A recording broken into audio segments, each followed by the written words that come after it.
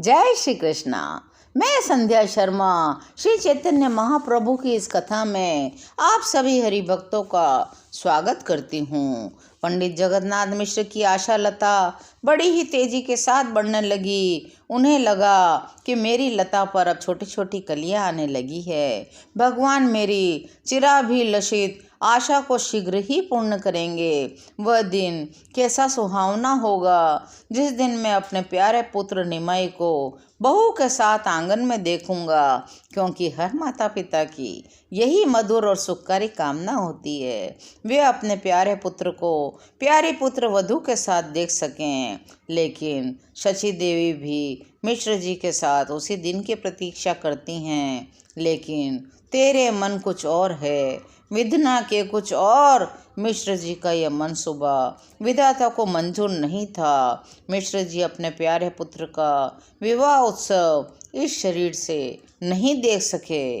निमाई जब 11 वर्ष के हो गए, पढ़ने समय पर जाते थे, पिताजी के चरणों में आकर प्रणाम करते थे। एक दिन देखा पिताजी ज्वर के कारण अचेत पड़े हैं। माँ के पास जाकर पूछा, अम्मा पिताजी को क्या हो गया है? बेटा तेरे पिता को ज्वर आ गया है। निमाई पिता की खाट के पास जाकर बैठे। धीरे धीरे उनके माथे पर हाथ फेरने लगे। बड़े ही क्षीण स्वर में मिश्र जी ने कहा, निमाई बेटा मुझे थोड़ा सा जल पिला दे।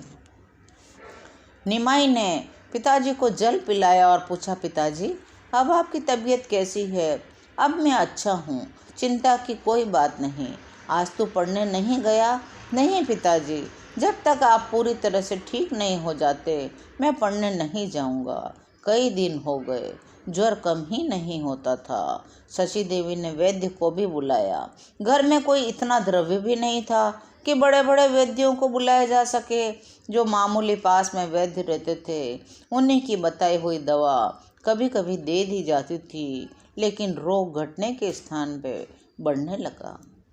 मिश्र जी को अपने जीवन की आशा समाप्त होती हुई लगी। उन्हें अपने अंतिम समय का ज्ञान हो गया। बड़े ही क्षीण स्वरों में उन्होंने अपनी पत्नी शची से कहा, देखो अब मेरे जीवन की कोई आशा नहीं है। मालूम होता है इस शरीर से अब मैं अपनी आशा को पूरी होते न देख सकूंगा। जैसे रघुनाथ जी की इच्छा, मैं अब क्या कहूँ। मेरे साथ रहकर तुम्हें कुछ भी सुख प्राप्त न हो सका। अब मैं तो थोड़े ही समय का मेहमान हूँ। निमाई का तुम ख्याल रखना। मिश्र जी की सांस फूलने लगी, कुछ भी न कह सके। शची देवी फूट फूट कर रोने लगी। पिता की ऐसी दशा देखकर निमाई ने उन्हें खाट से नीचे उतारने की सलाह दी। मिश्र जी नीचे दाब के आसन पर लिटाए गए।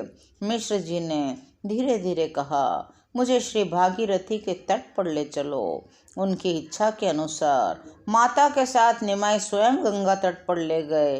11 वर्ष के बालक ने किसी दूसरे को हाथ भी नहीं लगाने दिया। अपनी माता की सहायता से वे स्वयं ही पिताजी को गंगा तट पर ले गए।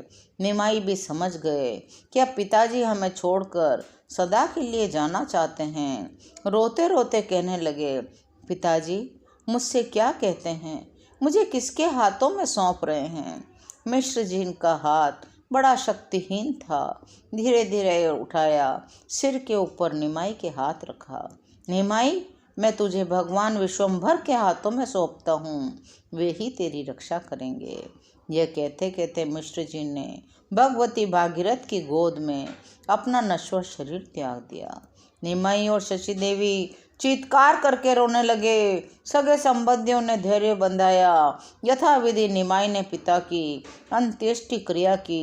पिता के जाने से वे बड़े दुखी हुए और माता को तो चारों ओर अंधकार ही अंधकार प्रतीत होने लगा। निमाई ने ही अपनी माता को धैर्य धारण कराया। माँ से कहने लगी, अम्मा भाग्य को कौन मिटा सकता है?